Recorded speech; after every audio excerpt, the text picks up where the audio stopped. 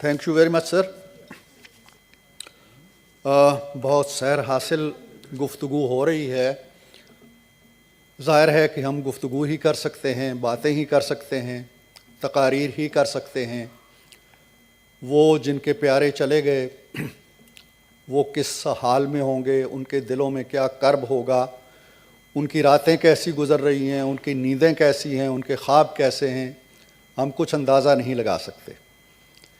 میرے عزیز قائد ایوان نے کہا کہ اس مسئلے کا ایک انسانی پہلو ہے، لیکن میرے خیال میں اس کے بعد آپ نے 23 جانوں کے اتلاف تک کیا کیا؟ کوئی ایک بات اگر بتا دی جائے کہ اس الرٹ کے درمیان اور 23 انسانوں کے ہلاک ہو جانے یا جاں بحق ہو جانے یا شہید ہو جانے کے بعد اس دوران ہم نے کیا کیا؟ کچھ نہیں کیا. یہاں پہ جناب چیئرمین ہر روز ترجمانوں کا اجلاس ہوتا ہے، غور و فکر ہوتا ہے کہ آج ٹی وی پہ یہ چیز آ گئی، اس کا کیا جواب دینا چاہیے، آج یہ نیا مسئلہ پیدا ہو گیا، اس کو کس طرح کاؤنٹر کرنا ہے، کس طرح ہم نے اپوزیشن کے الزامات کا جواب دینا ہے. لیکن کیا اس الرٹ کے آنے کے بعد ان ترجمانوں کو بلا کے نہیں کہا جا سکتا تھا کہ جاؤ ٹی وی پہ بیٹھ جاؤ، بتاؤ لوگوں کو کہ ادھر نہ جائیں، بتاؤ لوگوں کو کہ یہ افتاد آنے والی ہے، بتاؤ لوگوں کو کہ مری میں 3000 پارکنگ کی گنجائش ہے، اس سے زیادہ نہیں جا سکتے.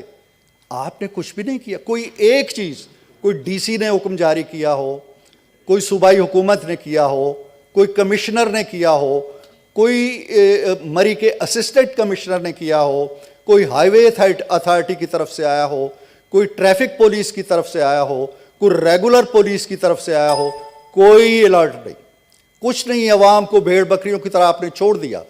کسی کو نہیں پتا کہ نتھیا گلی سے کتنے لوگ مری داخل ہو رہے ہیں، کسی کو نہیں پتا کہ مری سے کتنے لوگ آ رہے ہیں، کسی کو نہیں پتا کہ اسلام آباد سے کتنے لوگ جا رہے ہیں.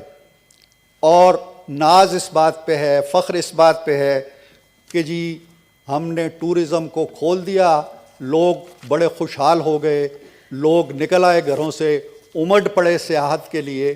اس پہ فخر ہو رہا ہے. لیکن وہ کس افتاد کا شکار ہونے جا رہے ہیں اس سے روکنے کے لیے کسی کے پاس کوئی سامان نہیں ہے. یہ غیر انسانی پہلو ہے جناب چیئرمین، اور اس پہلو کی جتنی بھی مذمت کی جائے وہ کم ہے. اس چیز سے روکا جا سکتا تھا. بہت سے ممالک میں برفیں پڑتی ہیں، بلکہ مہینوں پڑتی رہتی ہیں، ٹنوں کے حساب سے پڑتی ہیں. یہ تو کہا گیا کہ 17 انچ پڑی ہے. وہاں ایسا کیوں نہیں ہوتا؟ ہم کیا کس دنیا میں رہتے ہیں؟ پاکستان نیا بن چکا ہے، تبدیلی آ چکی ہے، حالات اچھے ہو گئے ہیں، خوشحالی آ گئی ہے، لوگ گھروں سے نکل آئے ہیں. لیکن ہم میں اتنی سخت نہیں ہے، ہم میں اتنی دانشمندی نہیں ہے، اتنی تدبیر نہیں ہم کر سکتے کہ اس چیز کو مینیج کر سکیں. یہ جو مینیج نہیں کیا جا سکا یہ سب سے بڑا المیہ ہے. اور جناب چیئرمین، اصلاح کہاں سے پھوٹتی ہے؟ معاملات کی درستگی کہاں سے آتی ہے؟ جب سب سے پہلے آپ اپنی غلطی کا اعتراف کرتے ہیں. جب غلطی کا اعتراف کرتے ہیں تو پھر معافی کی باری آتی ہے. معافی کی باری آتی ہے تو پھر اس کی تلافی کی باری آتی ہے. اور جب تلافی کی باری آتی ہے تو پھر آپ اصلاحی اقدامات سوچتے ہیں. جب آپ اس غلطی کو نہیں تسلیم کرتے، جب آپ مجھے کہتے ہیں کہ تم کیوں گئے تھے، تمہیں موسم کا حال نہیں تھا پتہ، تمہیں اندازہ نہیں تھا کہ برف پڑنے والی ہے، تو اس کا مطلب یہ ہے کہ آپ کو اپنی غلطی کا احساس نہیں ہے. جب آپ کو اپنی غلطی کا احساس نہیں ہے، آپ اس کی معافی کے لیے آمادہ نہیں ہیں، اس کے لیے ایکسکیوزز ڈھونڈتے ہیں، اس کے لیے آپ بہانے تلاش کرتے ہیں. اور جب آپ کو معافی مانگنے کی سخت نہیں ہے تو آپ اس کی تلافی کی جسارت بھی نہیں کر سکتے، تلافی کی جرأت اور تلافی کی ہمت بھی نہیں کر سکتے. اور پھر جناب عالی، زخموں پہ جو نمک پاشی ہوئی، شیریں نے اچھا کہا کہ جو نمک سڑکوں پہ چھڑکنا چاہیے تھا وہ آپ نے لوگوں کے زخموں پہ چھڑکا، وہ لوگوں کے دلوں پہ چھڑکا.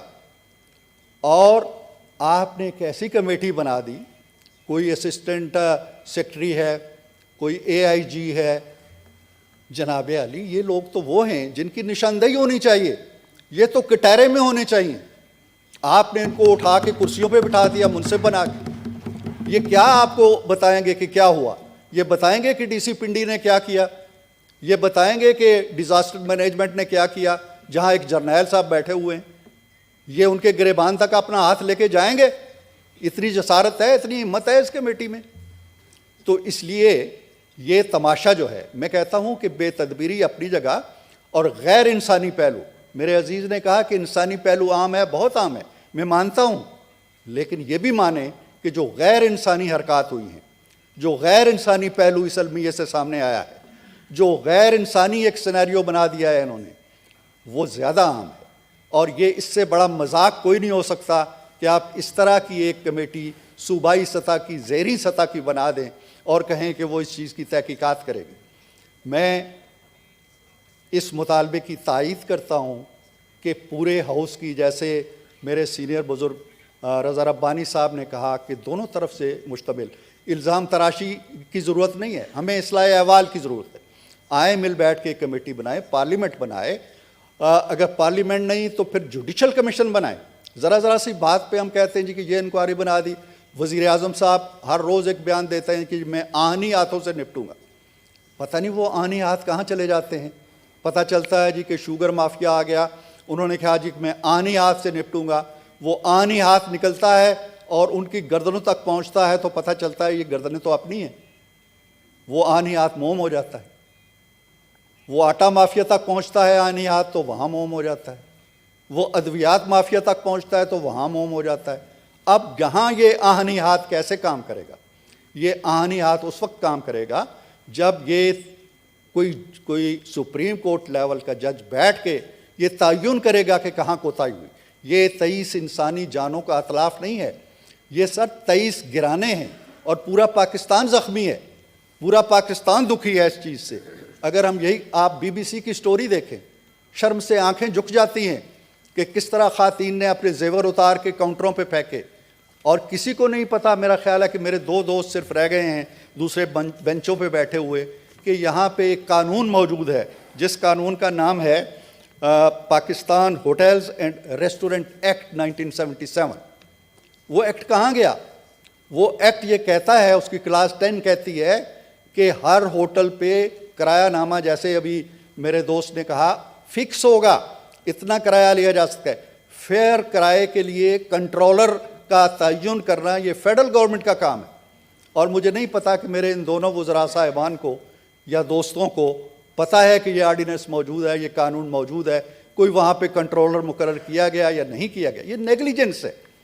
یہ ایک ایسی حکومت کا رویہ ہے جس کو نہ اپنے ارد گرد کے اہداف و مقاصد کا پتہ ہے, نہ بڑے بڑے اہداف کا پتہ ہے, خارجہ پالیسی کا نہیں پتہ, معاشی پالیسی کا نہیں پتہ. ایک چھوٹے چھوٹے سے مقام 40 کلومیٹر دور اگر بنی گالا سے آپ ایک کرائسس کو مینیج نہیں کر سکتے تو پھر کیا کریں گے؟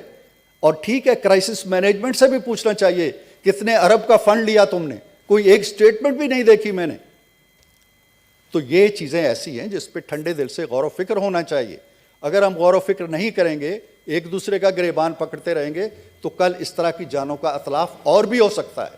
میں بہت شکر گزار ہوں کہ آپ نے مجھے موقع دیا, اور اس اپنی بات کو میں اس بات پہ ختم کرنا چاہتا ہوں کہ ہمیں اس کی تحقیق کے لیے یہ ذیلی سطح کی ایک کمیٹی جس کو یہ ہاؤس مسترد کرتا ہے, ایک اعلیٰ سطح کی کمیٹی جوڈیشل کمیشن بنائیں اور ان چہروں کو بے نقاب کریں جنہوں نے اپنے فرائض سے کوتاہی کی ہے. یہ ڈپٹی کمشنر صاحب جو یہاں بیٹھے ہوئے ہیں اور پتہ نہیں کتنے سالوں سے بیٹھے ہوئے ہیں, ان سے پوچھا جائے تم نے کیا کیا. جب ایک الرٹ آ گیا تھا تو بنیادی ذمہ داری یہاں کے, اب دیکھیے یہاں ایک اور تماشا دیکھیے جو میں کہتا ہوں کہ غیر انسانی پہلو. بچے مر گئے, بڑے مر گئے, بچیاں مر گئیں, سوگ کا عالم ہے, اور ہمارے فضائی معائنہ یا مشاہدہ کر کے یا جو ایک سائٹ سینگ کر کے ہمارے بزدار صاحب وہاں پہنچتے ہیں اور فرماتے ہیں کہ میں نے ضلع کا درجہ دے دیا. یار یہ ضلع کے درجے کی جد و جہد میں وہ 23 لوگ گئے ہیں, وہ ضلع کا مطالبہ کرتے ہوئے گئے ہیں. وہ کیوں گئے ہیں؟ ان اسباب کا تو تعین کرو, اس کا رخ کرو, اس کے ذمہ داروں کو پکڑو. میں بہت شکر گزار ہوں, اور میں پھر اختتام میں اپنی بات دہرانا چاہتا ہوں کہ اس کے لیے شاید ہم ایک قرارداد بھی لائیں ایک کمیشن بننا چاہیے, عدالتی کمیشن بننا چاہیے یا پارلیمان کا کمیشن بننا چاہیے. ہمیں یہ کمیٹی اور یہ ایک تماشے کے اندر ایک اور تماشا جو ہے یہ منظور نہیں ہے. بہت شکریہ. جی, the discussion is over. G